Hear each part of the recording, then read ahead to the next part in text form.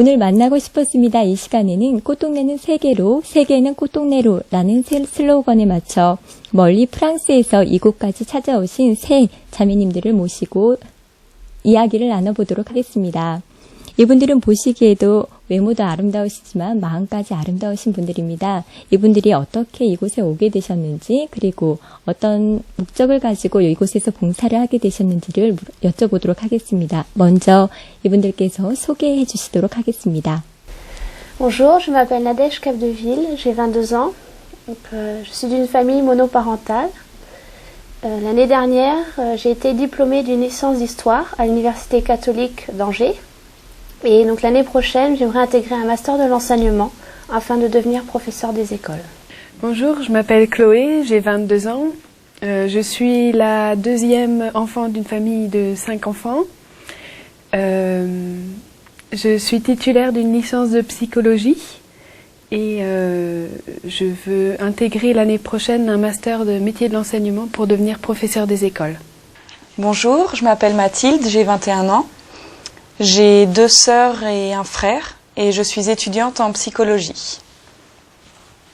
젊으신 분들인데도 이곳에서 봉사활동을 하게 되셨는데 멀리 동양을 선택하셔서 이렇게 봉사를 활동하게 된 계기가 있다고 생각합니다. 그래서 그 특별한 계기에 대해서 들어보도록 하겠습니다.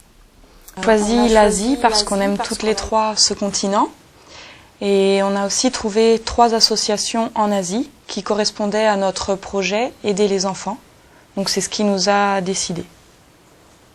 보통 저희가 봉사를 하게 되면 혼자 떠나는 것이 당연한데 이분들은 보시다시피 3분입니다. 3분이 어떻게 만나게 되셨는지 어떻게 이런 계획들을 하시고 여기까지 오게 되셨는지 한번 들어보도록 하겠습니다. Donc durant nos 3 années à l'université, nous avons vécu ensemble dans le même appartement. Et c'est en 2009, lors d'une soirée, que nous avons commencé à parler du projet de voyager. On s'est rendu compte qu'on avait tous ce désir justement de découvrir de nouvelles cultures, d'aller à la rencontre de nouvelles personnes. Donc au début, nous avons pensé à faire un tour du monde, aller en Amérique du Sud, Afrique, Asie.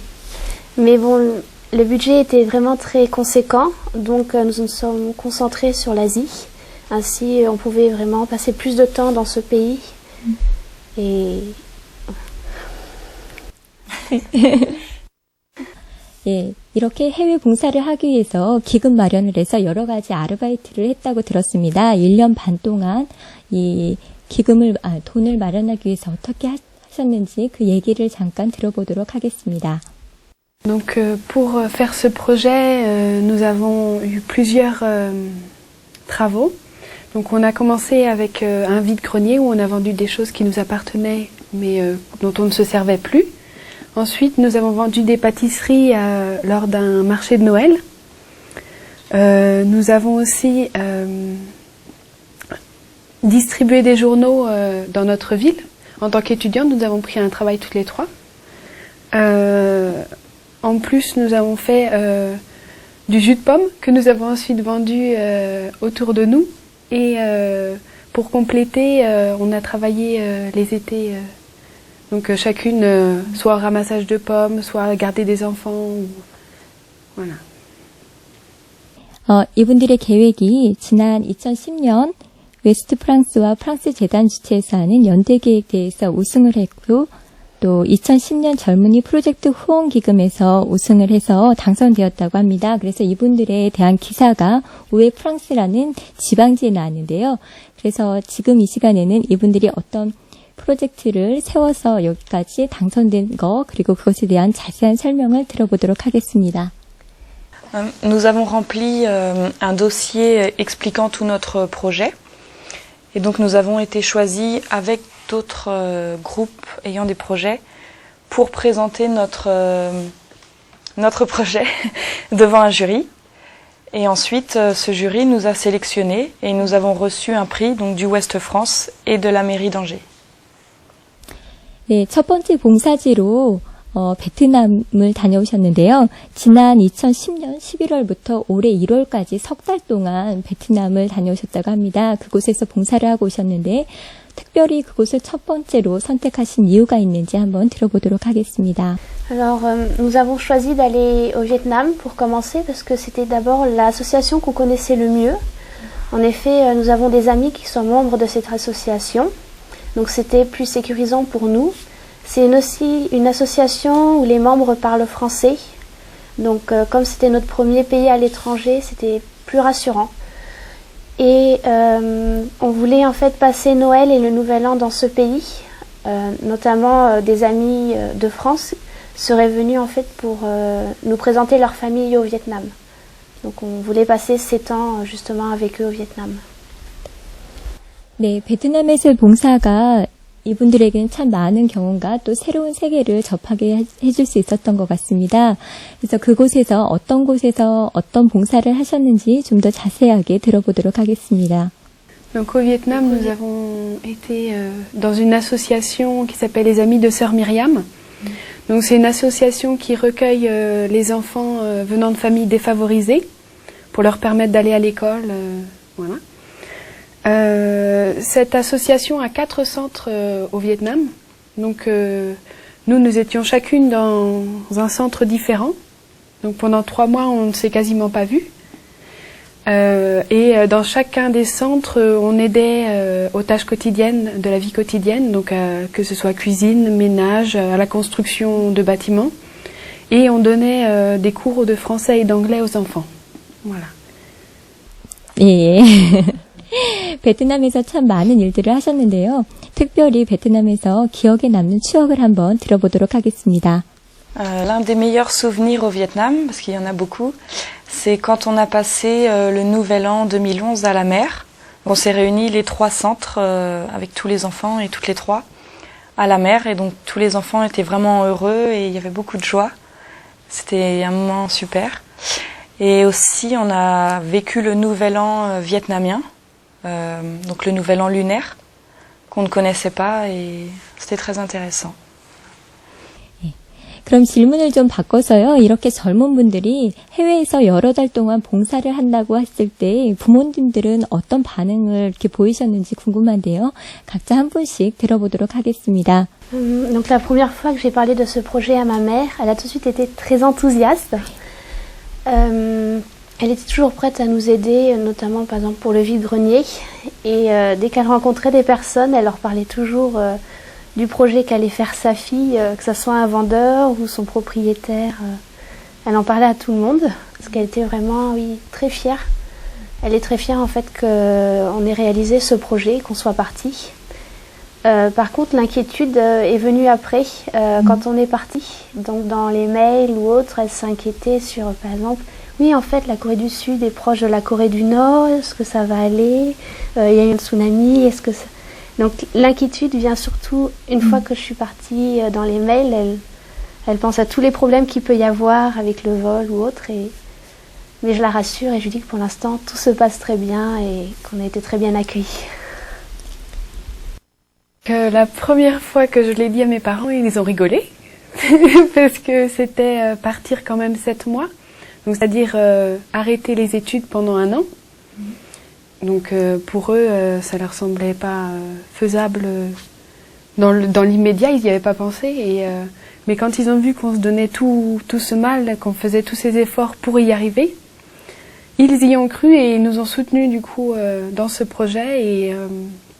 Et maintenant, ils sont fiers et ils nous le disent souvent qu'ils sont très fiers de ce que l'on fait. Donc c'est important pour nous de savoir qu'ils nous soutiennent. Alors moi, c'est un peu comme Chloé. Au départ, quand je leur ai dit, ils ne me croyaient pas du tout.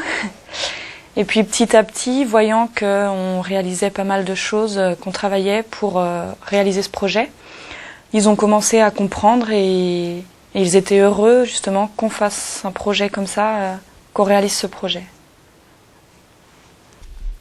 예, 부모님들이 처음에는 많이 놀라시기도 하시고 웃기도 하셨었는데 점점 계획들이 현실화돼 가면서 인정해 주시고 또 안정해 주시는 것 같습니다. 이렇게 부모님들이 후원을 해 주시니까 이곳 꽃동네까지 올 수 있었던 것 같은데요. 특별히 한국에서 꽃동네를 선택해서 꽃동네까지 오게 된 그 계기와 그 과정들을 들어보도록 하겠습니다. On a toujours voulu aller en Corée pour découvrir la culture, les traditions. C'est un pays qui nous attirait. En 2009, une amie, Sœur Marie de la Visitation, est venue à Love Action, un grand événement qui a eu lieu à Cotonnet, et donc elle nous a parlé de l'association. Nous sommes allés voir le site internet, et donc on a découvert des photos sur Cotonnet, ainsi que les différentes actions que menait Cotonnet. Et on a trouvé vraiment intéressant, donc on a contacté en disant peut-être qu'on pourrait venir aider dans cette association. 우리나라에 오셔서 꽃동네뿐만 아니라 다른 여러 곳도 다녀오셨는데요. 느낌이 어떠신지 어떤 것들이 인상적인지 한번 들어보도록 하겠습니다.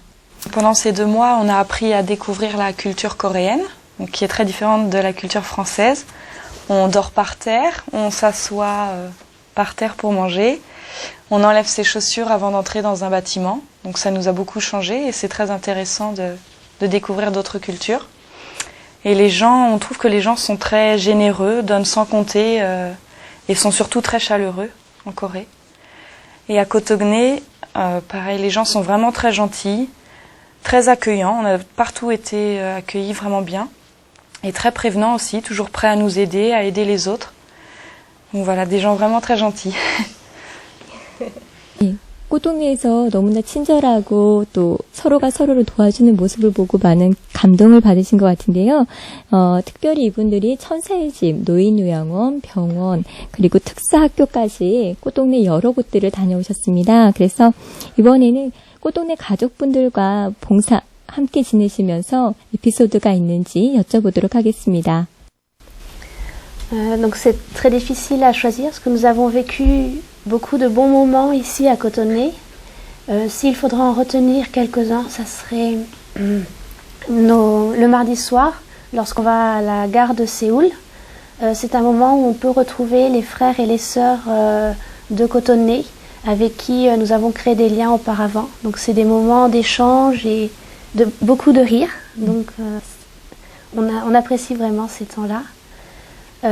Nous avons aussi un bon souvenir de la Maison d'Espoir. Le dernier jour, toute l'équipe nous a organisé une petite fête avec des pétards, un gâteau au fromage, des petits gâteaux. Puis à la fin, on a fait des séances photos, donc c'était vraiment très sympa. On est resté vraiment 6 jours, mais ils étaient très heureux de notre présence et nous aussi, c'était réciproque, on était très contents.